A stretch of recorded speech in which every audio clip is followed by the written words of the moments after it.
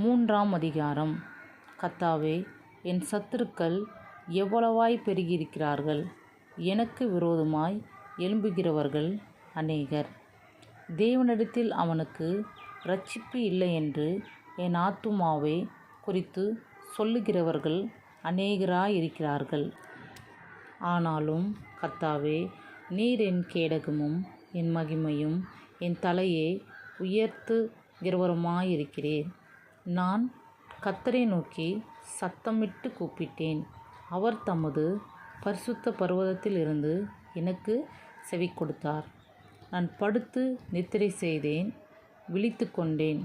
கர்த்தர் என்னை தாங்குகிறார். எனக்கு விரோதமாக சுற்றிலும் படையெடுத்து வருகிற 10,000 பேருக்கும் நான் பயப்படேன். கர்த்தாவே, எழுந்தருளும். என் தேவனே, என்னை இரட்சியும். நீர் என் பகைஞர் எல்லாரையும் தாடையிலே அடித்து துன்மார்க்கருடைய பற்களை தகர்த்து போட்டீர். இரட்சிப்பு கர்த்தருடையது. தேவரீருடைய ஆசீர்வாதம் உம்முடைய ஜனத்தின் மேல் இருப்பதாக. ஆமென்.